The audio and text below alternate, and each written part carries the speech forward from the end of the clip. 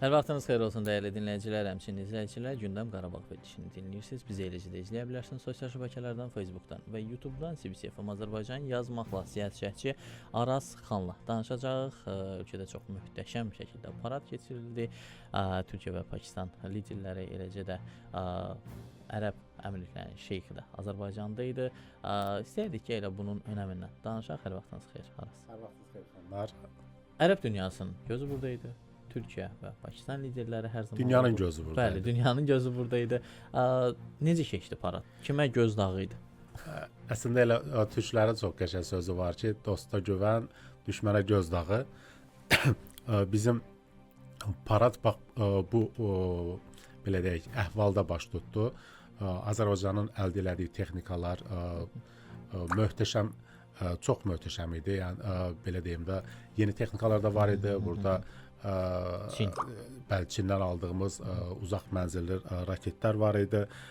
Bu ümumiyyətcə göstərirdi ki, Azərbaycan qələbədən sonra euforiya düşməyib. Azərbaycan öz işini davam etdirir. Orada yeni silahlar cəlb eləyir, bununla bağlı danışıqlar aparır. Yəni deyim ki, Çindən həmin silahı almaq, o uzaq mənzilli raketi almaq elə də asan iş deyil. Elə silahlar var ki, onları ancaq özünə çox yaxın ölkələrə verə bilirsən və bunun üçün müəyyən danışıqlar aparmaq lazımdır. Məndə bir neçə ölkədə var. Bəli, yəni cəmi Mərakeşdir, səhv eləmirəmsə. 3-4 ölkədə. Yəni 3-4 ölkədə və biz 4-cüyük səhv eləmirəmsə, bəli bu mənada. Bunun üçün bir diplomatik, hərbi, sənin həm hərbi gücün olmalıdır, həm diplomatik münasibətlərin olmalıdır ki, yəni bu silahları əldə edə biləsən. Elə ölkələr var ki, onlar hələ də hava hücumundan müdafiə sistemləri belə də biz İranı gördük bu İsraillə müharibədə. O səviyyədə deyil. Və digər silahları da götürsək, Loralar gördük biz müharibə dövründə gördüyümüz Lora, Barak 8, hətta çox belə deyək də səbirsizlə gözlədiyimiz JF-17 qırıcılarını gördük burada. Yəni bu hər birimizə güvən verdi, hər birimizə qürur duyduq bu paraddan və bununla bağlı belə deyək də hələ çox danışılacaq. Mənə maraqlı olan digər bir tərəfdə bizdə 44 gün Vətən müharibəsi zamanı 2000 xüsusi təyinatlı var idi. İndi hələ paradda 4000 idi. Yəni normalda müharibə eləmiş ölkələrdə onun sayı azalır. Bizdə hələ parada çıxartdığımız 4000 idi. Bəli. Yəni görün hələ nə qədər arxada var. Xanlar, məsələ burasındadır ki, bəli o söhbətin əvvəlində onu dedim ki, biz müharibənin eyfariyasına qapılmadıq. Azərbaycan müharibənin nəyin hesabına qazandığını çox yaxşı anlayırdı. Bu xüsusi təyinatlar deyərdim ki, burada əsas gücü idi. Azərbaycan əskəri, xüsusilə də xüsusi təyinatlı qüvvələr əsas gücü idi. Ona görə də müharibə bitəndən sonra Azərbaycan xüsusi təyinatlı qüvvələrin sayının artırılması, o döyüş belə deyək, bacarının artırılması istiqamətində daha çox işlər görməyə başladı. Komandoların yaranması istiqamətində işlər görüldü. Yəni bu Azərbaycanın belə deyək, texnikaları ala bilərsən, nə bilim, daha güclü texnika ala bilərsən. Azərbaycanın buna gücü çatır ki, sabah elə silahlar da alına bilər ki, hətta belə deyək, bunlar dünyada 2-3 ölkədə olsun. Amma Azərbaycan əskərinin gücünün olmağı bu xüsusilə qürur vericidir. O əskərlərin o paradda keçidi çoxuna da belə deyək ki, Vətən müharibəsində xüsusi şücaət göstərmiş insanlar idi, şəxslər idi və korpus komandirlərinin xüsusi orada hamı əskərlərin necə diqqət yetirildiyi bu sahəyə görsənir ki, əziyyəti olan biz bəli orada gördüyümüz o öndə gedən komandirləri biz çox yaxşı tanıyırdıq. Bəli, döyüşdə görmüşdük. Əsas diqqət olunması məqam döyüşən generalları idi. Bəli, bəli. Yəni o kabinet generalı deyirlər bəzən. Bəlkə o deyildi də. O deyildi, döyüşən generallardı. Biz indi hansı mesajları verdik bu paradı keçirtməklə? Elə yenə də deyim ki, birinci məsələ güc nümayişi idi. Yəni bu bütün paradların əsas belə deyək mesajıdır ki, güc nümayişi elətdirdik. Bütün dünya göstərdik ki, bu regionda Azərbaycanı qəbul eləməlisiniz. Azərbaycan maraqlarla hesablaşmalısınız. Bu birinci mesajımız idi. Ermənistanda içinə mesaj var idi ki, yəni baxın bizim gücümüz budur. İstəyirsinizsə hansısa belə deyək o revanşist xülyalarınız varsa, baxın, dərs çıxarın. 5 il əvvəl də xatırlayın. Amma bunun ikinci mesajı da var idi. Bu sülh mesajı idi. Yəni deyə bilərsən ki, güc hara, sülh hara. Amma biz nəzərə alaq ki, öz ərazi bütövlüyümüzü gücün hesabına əldə elədik. Bizə heç kim bunu sülh yolu ilə vermədi. Biz ərazi bütövlüyümüzü əldə edəndən sonra yenidən güc tətbiq edərək Ermənistanı sülhə gətirdik. Yəni o əlavə 44 gündən sonra bir neçə əməliyyatla təmiz gözü qırıldı Ermənistanın o revanşist qüvvələrinin. Hətta bu hakimiyyətin içində də vardı. İndi sülh göyərçini kimi özlərini göstərməyinə baxmayaq. Onlar hələ də inanırdılar ki, vəziyyəti dəyişə biləcəklər və yenidən öz işğal siyasətini davam elətdirəcəklər. Amma Azərbaycanın gücü, ordusunun gücü cəmi 23 saat davam edən əməliyyatla bütün ərazi bütövlüyünün təmin olunması Ermənistanda artıq bir anlayış yaratdı ki, biz Azərbaycanla bacara bilmərik. Bax, Azərbaycan güc tətbiq edib torpaqlarını azad elədi, güc tətbiq edib Ermənistanı sülhə gətirdi. İndi paradla güc yenə nümayiş elətdirib sülhü qoruyur. Yəni biz sülhü qorumaq üçün də güclü olmalıyıq. Sülhü qorumaq üçün biz nə qədər ki güclü olacağıq, Qafqazda sülh olacaq. Ona görə bizim başqa şansımız yoxdur. Biz həmişə güclü olmalıyıq. Bu Koçaryan-Sarkisyan cütlüyü bu paraddan sonra daha da aktivləşib. Demək olar ki, Paşinyanı günahlandırırlar. Adamlar parada baxıb ən azı bir dərs götürmədilər ki, yəni bizim hansı günümüzə? Ya əslində belə deyək. Yəni müxalif olmaq çox rahatdır. Ona görə deyirəm. Yəni danışmaq çox rahatdır. Ağılları gedib elə də 93-cü ilə 92-93-ə elə bilirlər ki, indi həmin Azərbaycandır. Yəni mən o 4000-i xüsusi sayınadım, boş yerə vurğulamadım. Əslində Paşinyan onları çox yaxşı bir fikir söylədi ki, gəlin debata, danışaq, açıq danışaq ki, siz nə etmisiniz? Bəli, mən nə etmişəm? Deyirəm ya, Paşinyan özü də mələk deyil, onun da günahları var idi, özü də etiraf eləyir ki, mən Qarabağ və Qarabağ Ermənistandır, mən nöqtə deyəndə səhv eləmişəm. Əslində biz o yenə də gücün hesabına onun səhvini anlatmışıq ona. Başa salmışıq ki, siz illərlə səhv eləmisiniz. Sən də, səndən əvvəlkilər də bu səhvi eləmisiniz. İndi Koçaryan-Sarkisyan cütlüyü də ona görə fəallaşıb ki, onlara bəli, seçki ilə bağlı xüsusi direktivlər gedib, fəallaşın. Bu orada kilsəyə də aiddir.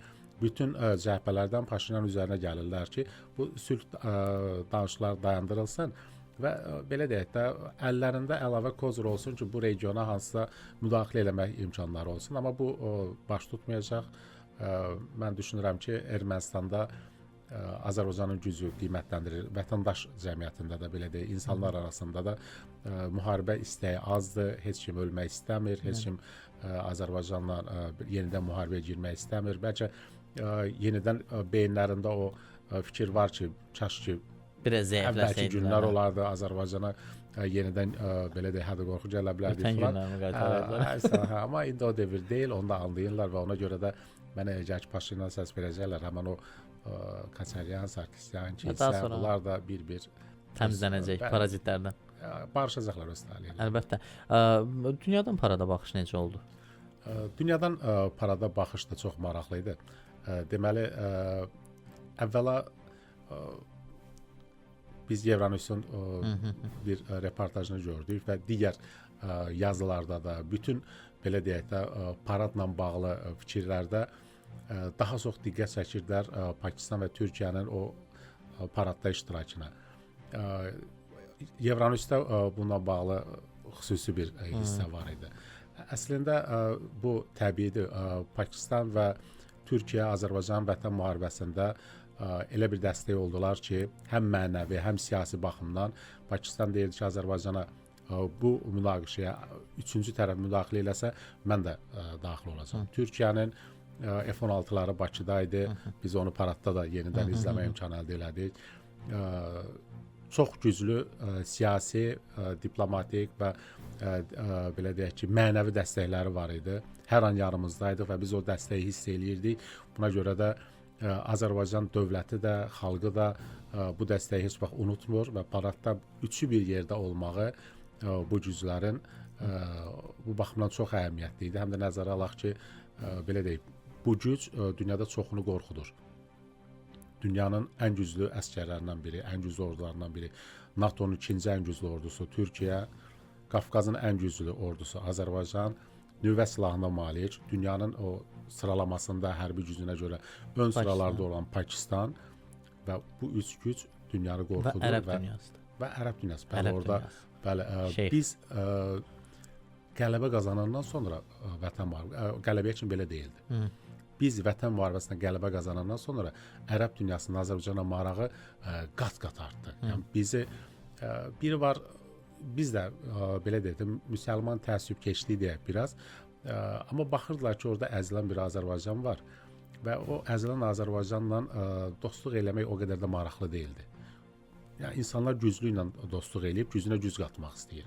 Və Azərbaycan vətən müharibəsinin qələbəsindən sonra özü də o cür əzici, o cür çox üstün formada qələbə qazandıqdan sonra bunun səsi ərəb dünyasına, hətta ən uzaq belə deyək, sərhədimizdən çox uzaq ərazilərə də getdi və bu baxımdan Azərbaycana ərəb dünyasının marağı artıb. İnvestisiya yatırmaq istəyirlər Qarabağa, Azərbaycanla hərbi, siyasi, iqtisadi əməkdaşlıq qurmaq istəyirlər, mədəni əlaqələr qurmaq istəyirlər. Biz bunu belə deyək, o qarşılıqlı təmaslarda hiss eləyirik, bunu turizmdə hiss eləyirik.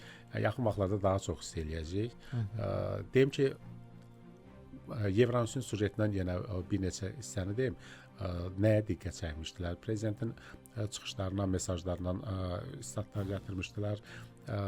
Xüsusilə qeyd eləmişdilər ki, NATO-nun nümayəndələri 2 gün əvvəl, paraddan 2 gün əvvəl Bakıda idi və bu əməkdaşlığa xüsusi diqqət ayırmışdılar.